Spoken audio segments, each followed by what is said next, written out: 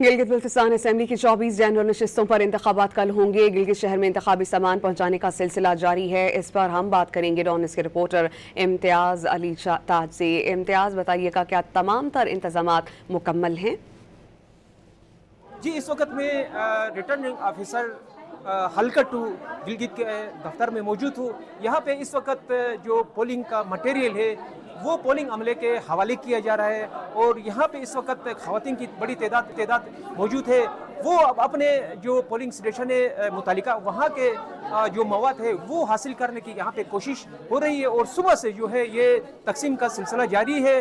मर्द व हज़रात जितने भी इस हल्के में हल्का 2 के पोलिंग अमला है वो सब यहाँ से वसूल कर रहे हैं। ताहम यहाँ पे कुछ जो पोलिंग अमला है उनकी शिकायत है कि ये ताखिर से उनको हैंड ओवर किया है। ताहम यहाँ पे ये जो ऑफिस है रिटर्निंग जो ऑफिसर का उनके अमले का ये कहना है कि यहाँ पे बहुत सारे लोग जो है यहाँ पे बर वक्त हाजिर नहीं हुए और कुछ जो है ड्यूटी देने से भी इज्तनाब कर रहे हैं, कुछ टेलीफोन कॉल अटेंड नहीं कर रहे हैं, जिसकी वजह से कम्युनिकेशन में मसाइल पेश आ रहे हैं, जिसकी वजह से ये मटेरियल की तकसीम में दुश्वारी का सामना पड़ रहा है। जी।